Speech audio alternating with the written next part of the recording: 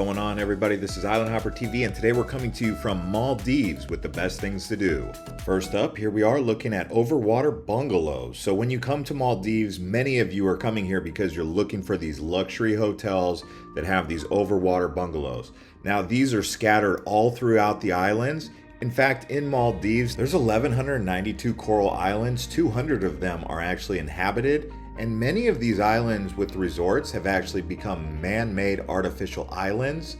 So they're really kind of set up for these beautiful resorts in lagoon areas. Now the prices vary. Bungalows can be expensive. I personally stayed at the Curio nearby the Hard Rock, and that cost me around $500 a night. And some of the most famous ones are going to be Soneva Johnny, but I talked to some locals. They were telling me that their favorite was Waldorf Astoria. They said that's the big ticket in town. Just depends on where you want to stay, since there is about 38 different hotels with overwater bungalows in Maldives. Now we're actually going to do some activities. This here is surfing. Surfing is one of the most popular activities people like to do in Maldives because right here in the middle of the Indian Ocean, they get some really great swells. And when you're trying to find out where the best surf spots are, it just depends on your skill level, but the northern atolls, they get some really nice swells, the southern atolls and the central atolls. And another popular activity is scuba diving. You'll see so much marine life and coral under the Maldives because the ocean water is very clear, so coral really grows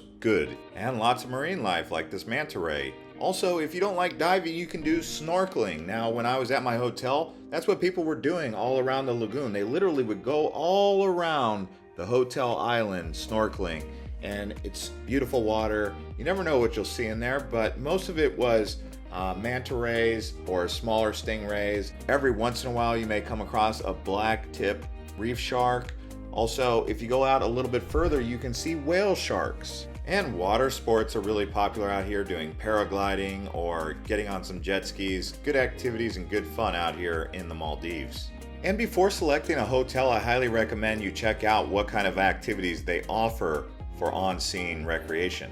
You have to keep in mind, most of your resorts that you're staying at are going to be private islands. So they're like little villages or towns in and of themselves. And while you're here, sun gazing is something that people like to do, especially at night. So try to get that room that faces the sunset or at least has a nice restaurant view of the sunset.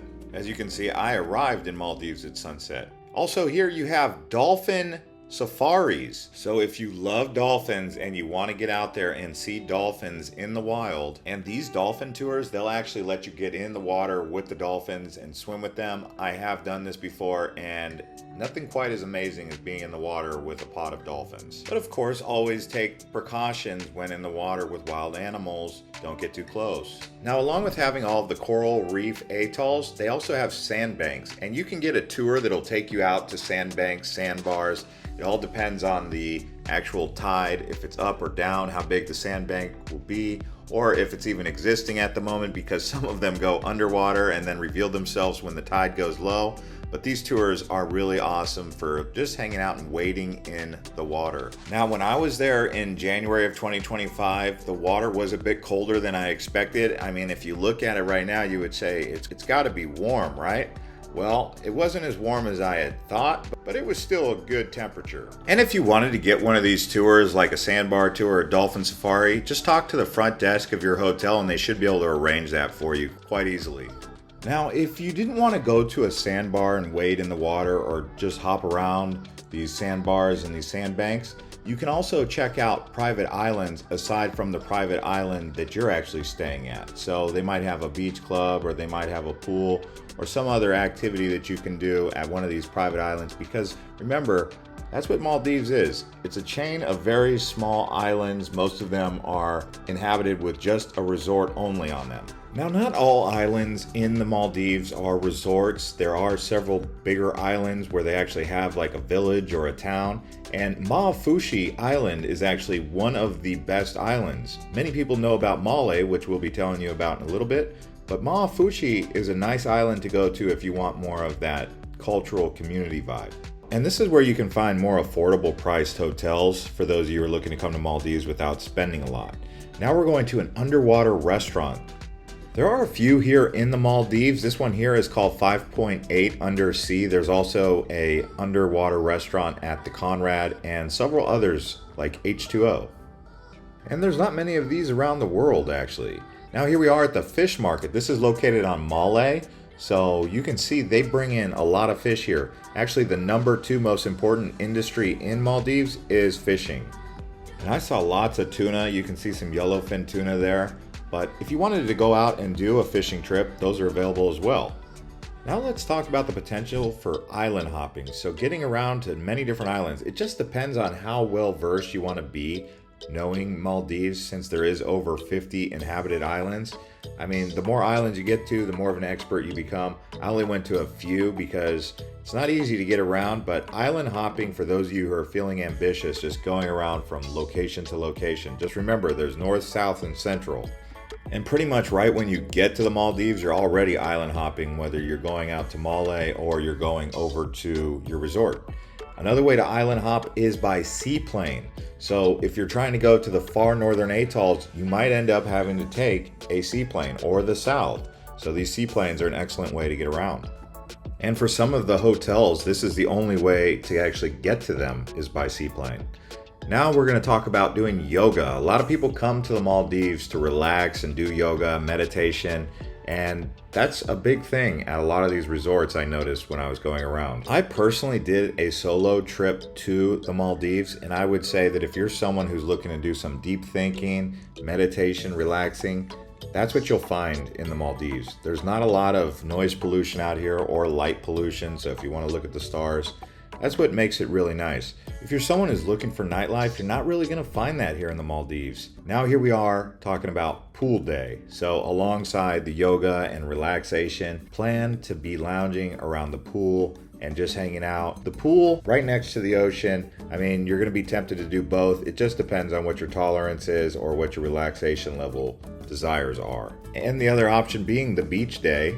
You could do beach and pool day, but if you head out to some of these beaches, you get a lounger, might as well get the whole day lounger and just really chill out, play the water sports, whatever offers they have at your hotel.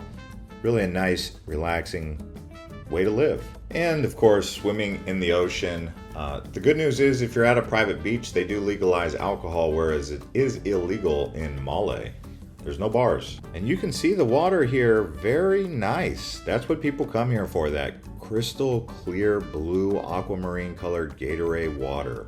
I mean, it's translucent, it changes colors too.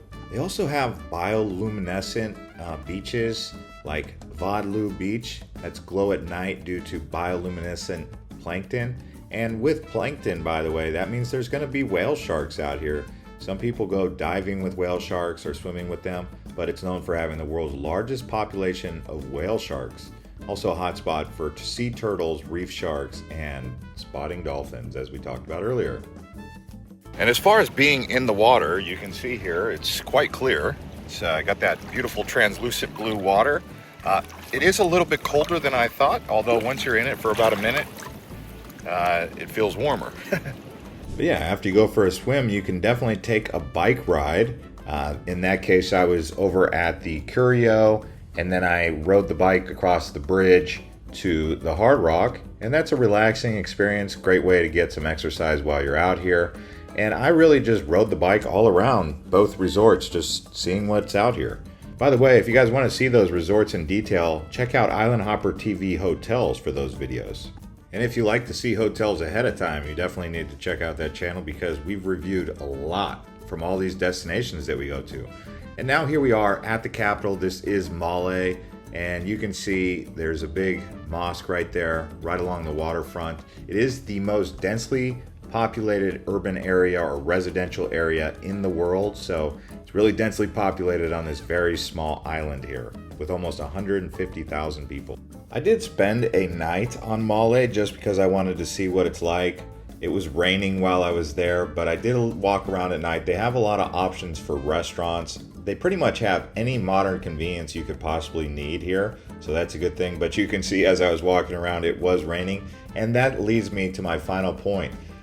People always say, when's the best time to visit Maldives? And I talked to a local about this, and he said, really, any time is a good time to visit because it could rain or shine any time throughout the year.